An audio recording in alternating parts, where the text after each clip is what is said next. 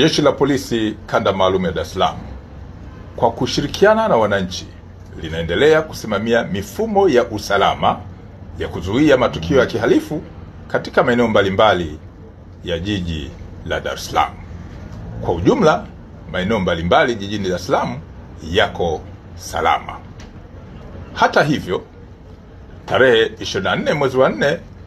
mwaka huu wa 25 majira ya saa 5 asubuhi huko maeneo ya Coco Beach, Oyster Bay, jijini Dar es Salaam kwenye wilaya ya Kinondoni, mtu mmoja mwanaume anayekadiriwa kuwa na umri kati ya miaka 30 hadi 35 alikutwa akiwa kwenye mchanga wa fukwe wa bahari, hajitambui, huku akiwa amefungwa bandage ngumu ya muda mrefu maarufu kama POP kwenye mkono wake wa kulia. Taarifa hiyo ilifikishwa kwenye kituo cha polisi na vijana wanaofanya biashara ndogo ndogo eneo lile wapatao 4 ambao waliuona mwili huo wa mtu huyo ambaye hawamtambui wala hawajui makazi yake ni wapi. Polisi walifika eneo la tukio na kumchukua mtu yule, na baada ya kufikisha kwenye hospitali ya Mwananyamala ilitambuliwa na madaktari kwamba mtu yule alikuwa tayari amepoteza maisha. Chanzo cha kifo chake kinachunguzwa, lakini kujua mtu huyo ni nani, anatokea wapi, lakini alikuwa akipata matibabu wapi kuhusiana na mkono wake ule wa kulia ambao ulikutwa ukiwa na bendeji ngumu ya muda mrefu ambayo ni maarufu kama POP. Mwili wa marehemu huyo umehifadhiwa katika hospitali ya Kilwa hapa jijini Dar es Salaam. Jeshi la Polisi Kanda Maalum ya Dar es Salaam kwa kushirikiana na maafisa wa maendeleo ya jamii, jinsia, wanawake na makundi maalum linaendelea kufuatilia kwa karibu na kuchunguza kwa pamoja na idara hii ya serikali swala la kushambuliwa na kudhalilishwa kwa mwanafunzi wa Chuo Kikuu cha Ardhi Dar es Salaam ambaye alifahamika kwenye siku za hivi karibuni kama kwa jina la Magnificat Barnabas Kimario. Katika swala hili, watuhumiwa 4 wamekamatwa, akiwemo Reno Ponsil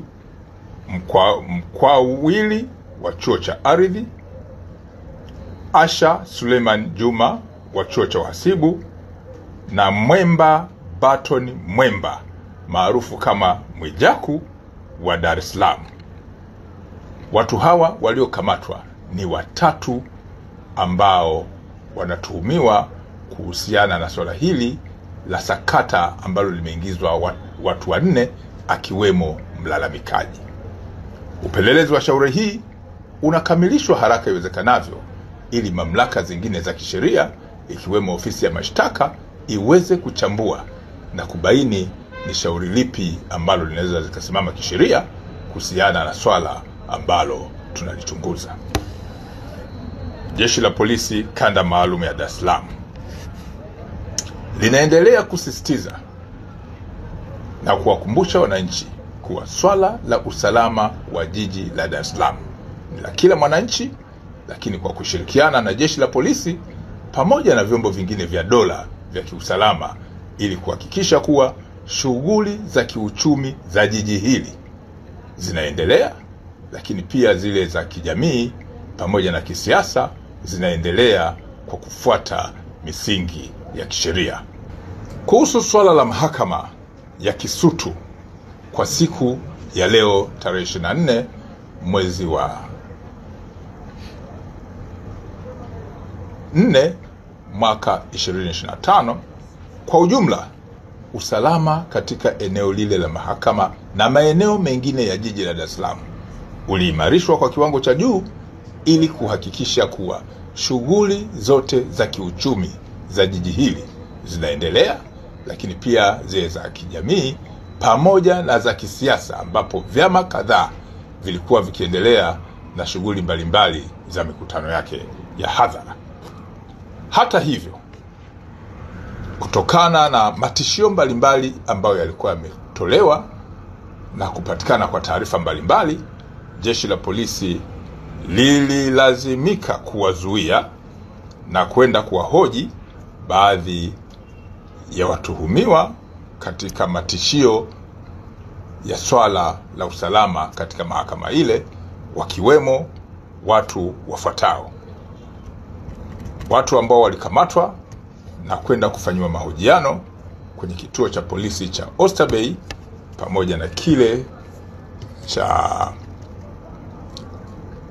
Mbweni Mabwepande ni pamoja na John Heche,